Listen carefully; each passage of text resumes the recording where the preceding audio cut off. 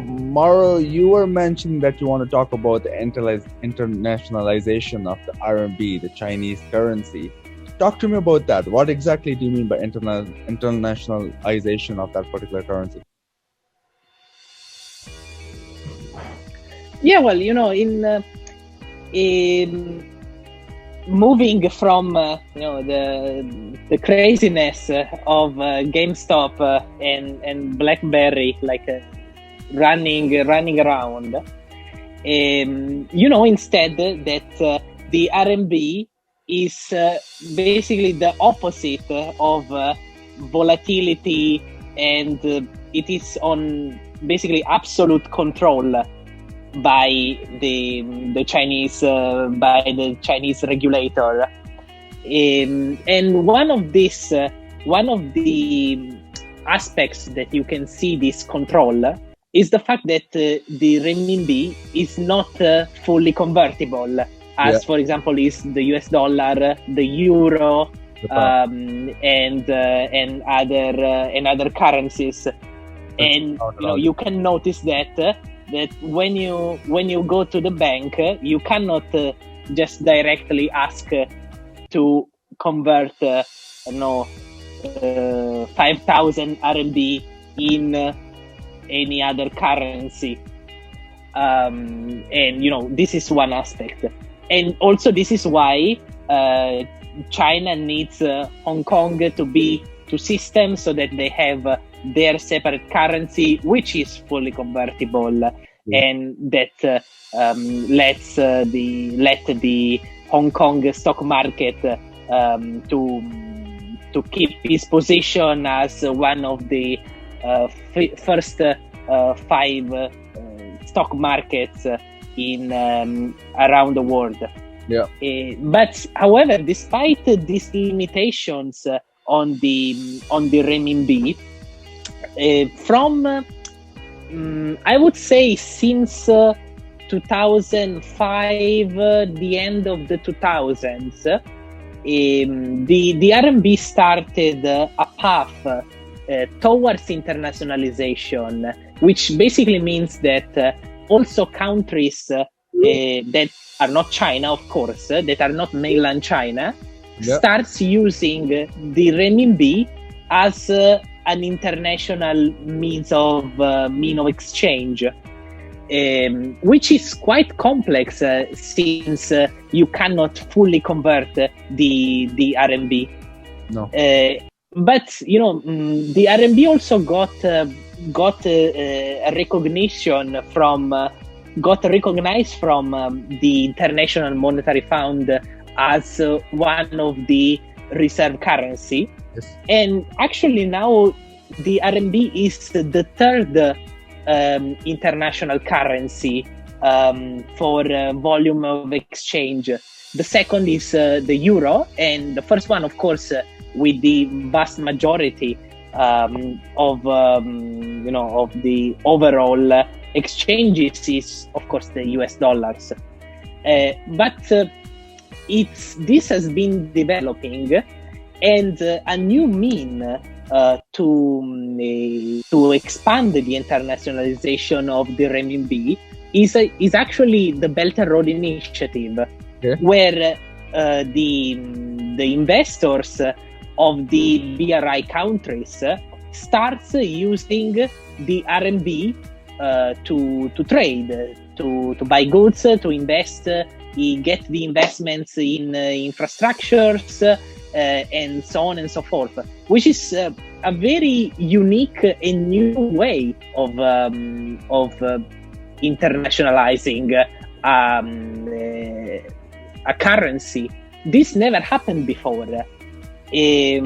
One thing that that this situation resembles is when a country unilaterally starts using a currency that is not their own, which is basically called Dolarization.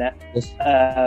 As many countries that cannot afford to use their own currency because it lost value and is not accepted worldwide, start using, for example, the dollar or the euro. I think, for example, Kosovo started using the euro unilaterally. But this actually is not encouraged by the central banks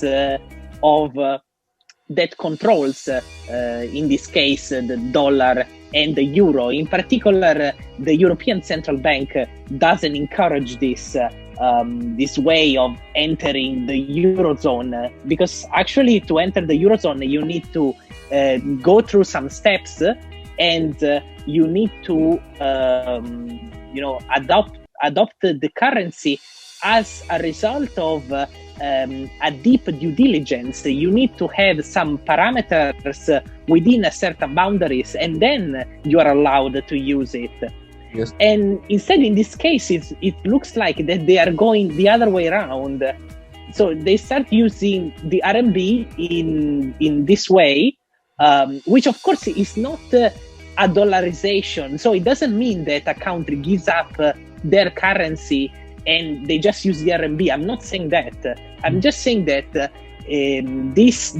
path in which the RMB is being internationalized kind of resembles this example, because honestly, I don't think there is any precedent to a situation like that. So, what's your take on that?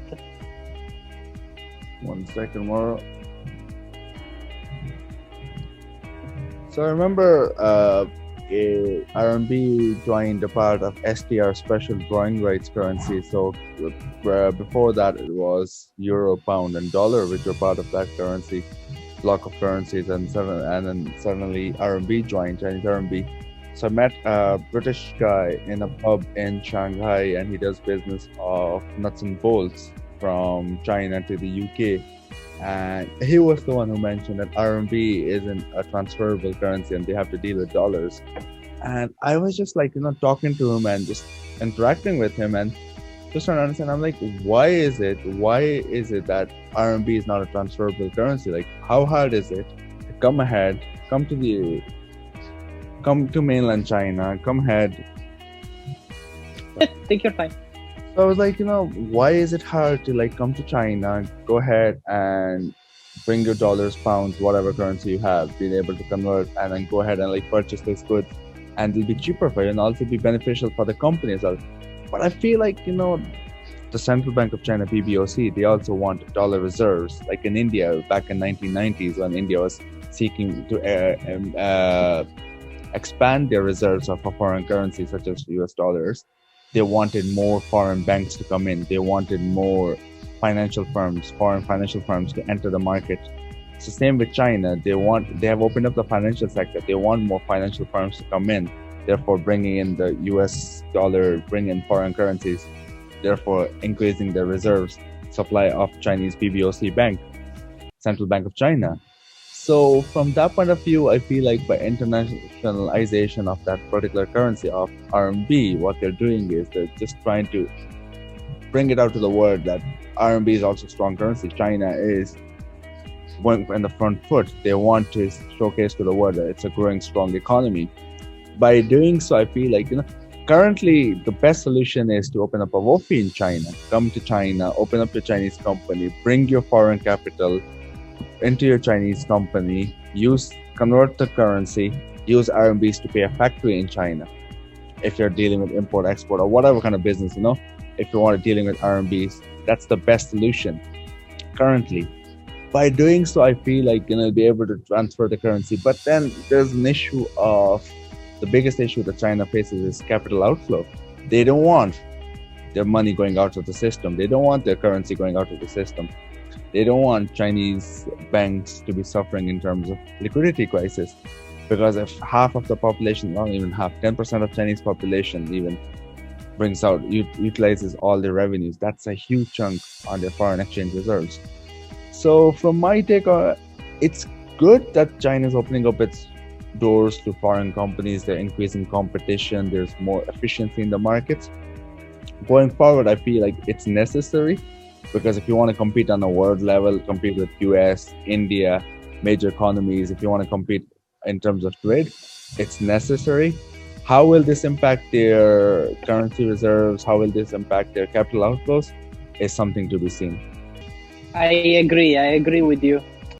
All right, Mauro, thank you so much for your inputs and your insights today. It was great interacting with you, and once again, it's always great talking to you on a weekly basis. So thanks so much for all our viewers. If you have any questions, Mauro always shares his details. Contact him if you want to share something, if you want to tell me something, if you want to comment on something. Feel free to use YouTube as a mechanism, or email me, or connect with me on my social media that I always share on the videos. And if you have any questions, feel free to ask. Thank you so much for tuning in today.